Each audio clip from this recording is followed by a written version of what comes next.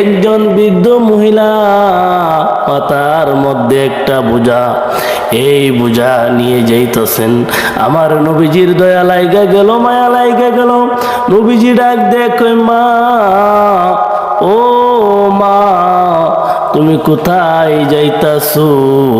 ওই বৃদ্ধ মহিলাটা ডাক দেয়া বলেন, হে যুবক, আমি যাইতাছি এই মক্কা নগর সারে চলে যাইতাছি। শুনছি এই মক্কা নগরে নাকি আব্দুল্লাহর পুত্র মোহাম্মদ, এই মোহাম্মদ নাকি জাদু করে করে মানুষদেরকে ওনার ধর্মের মধ্যে নিয়ে যায়। বলেন না নাউযুবিল্লাহ। আমার বাবারা গভীর মনোযোগ। আব্দুল্লাহর পুত্র মুহাম্মদ মানবদেরকে কলমা পড়ে ওনার দিনের মধ্যে নিয়ে যায়। আমি চাই ওই মুহাম্মদের কপলে আমি পড়তে চাই না, মুহাম্মদের বয়ে আমি এই মক্কা নগর ছাড়তেছি। বলেন না নাউযুবিল্লাহ। এই মহিলা তো কখনো মুহাম্মদকে দেখে নাই। আমার নবীজি ডাক দিয়ে বললেন, হে মা, তুমি কি মুহাম্মদকে দেখছো? বলে না, দেখি নাই। বলে মারে, তোমার মাথার বোঝাটা দাও, আমি নিয়া তোমার গন্তব্যস্থানে আমি পৌঁছায় দেই। আমার নবীজি বললেন, মহিলাটা এই বোঝাটা আমার নবীজির মাথার উপরে দিলেন। ওই মহিলা নবীজিকে চিনতে পারেন নাই। এবারে বাবারা গভীর মনোযোগ। দয়াল নবীজি, মায়ার নবীজি, উম্মতের কান্ডারি দরদি নবীজি ওই মহিলার মাথার বোঝাটা যখন নবীজির মাথার মধ্যে লইলেন, লইয়া যাইতেছে আর মারতাছে, যাইতেছে আর মারতাছে। যাইতে যাইতে ওনার গন্তব্যস্থানে পৌঁছে গেলেন। ডাক দিয়া বললেন, মারে, তুমি যে বললাই মোহাম্মদ ভালো না, বড় জাদুগির, মোহাম্মদকে তুমি দেখছো নি? বৃদ্ধ মহিলা ডাক দেয়া কই, বাবারে, আমি মোহাম্মদকে দেখি নাই। এমন সময় আমার নবীজি ডাক দিয়া বললেন, হে মা, মুহাম্মদ আর কেহ নই, মুহাম্মদ হচ্ছি আমি। সঙ্গে সঙ্গে বৃদ্ধ মহিলা আমার নবীজির কদম মুবারকের মধ্যে লুটে পড়লেন। ডাক দিয়া বললেন, ইয়া রাসূলুল্লাহ, ইয়া হাবিবাল্লাহ, আমাকে মাফ করে দেন। ওগো দয়ার নবী, মায়ার নবী, ও দয়ার নবী, মায়ার নবী গো, আমি আপনাকে কখনো দেখি নাই। আজকে আমি আপনার ব্যবহার, আপনার চরিত্র, আপনার চেহারা মোবারক দেখা আমার মন বলছে আপনি মুহাম্মদ। আর যা শুনছি আবু জাহেল, উতবা সাহেবার মুখে সব কিছু মিথ্যা, আমি বিশ্বাস করি আপনি সত্য নবী। বলেন না সুবহানাল্লাহ। আমার বাবারা গভীর মনোযোগ। আমার নবীজিকে কখনো বৃদ্ধ মহিলা দেখেন নাই, না দেখিয়া আমার নবীজির সমালোচনা করেছিলেন। যখন নবীজি পরিচয় দিয়েছেন যে আমি মুহাম্মদ, ওই বৃদ্ধ মহিলা ডাক দেয়া কই, ইয়া রাসূলুল্লাহ, ইয়া হাবিবাল্লাহ, নবীজি গো,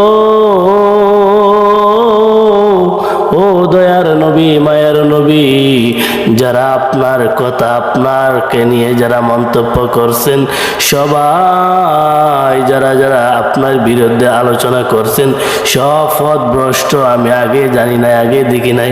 আজকে আপনাকে দেখে, আপনার কথা শুনিয়া, ইয়া রাসূলুল্লাহ, ইয়া হাবিবাল্লাহ, আমি বিশ্বাস করি আপনি সত্য নবী। উচ্চ আওয়াজে বলেন না সুবহানাল্লাহ।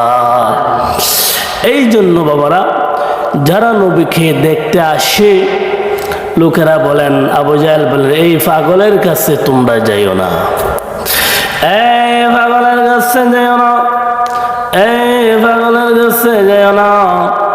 পাগলের কাছে গেলে তোমরা মুসলমান হয়ে যাবে, বাপ দাদার বংশের মধ্যে কালি লাগাই ভাই। মানুষ এই কথা শুনিয়া বলেন, আবু জাহেল বলে এটা নাকি পাগল। যদি পাগল হয়ে থাকি একবার পাগলটাকে দেখতে মনে চাই। যারা আমার নবীজির কাছে যায়, যাইয়া আমার নবীজির চেহারা মুবারক শুনিয়ে, নবীজির কণ্ঠে কোরআন তেলাওয়াত শুনিয়া তারা কলমা পড়ে মুসলমান হয়ে যায়। আর বলে যারা বলে মুহাম্মদ পাগল, আমরা বলি তারা হচ্ছে পাগল, ঠিক কিনা? হ্যাঁ আমার বাবারা গভীরে আমার নবীকে যারা পাগল বলে আমরা বলি তারা পাগল, তারা পাগল। নবীকে মুহাম্মদ, নবীকে উমর দেখেছেন, আমার নবীকে আবু জাহেল দেখেছেন, কিন্তু দেখার মধ্যে পার্থক্য আছে কি আছে না?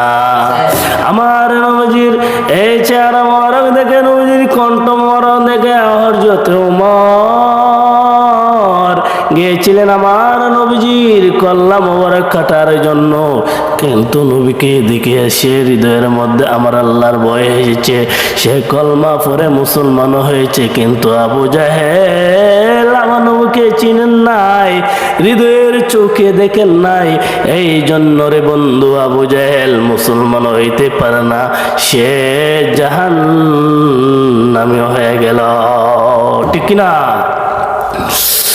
ও মদিনার মাটি রে তুই যে বড় কাটি রে,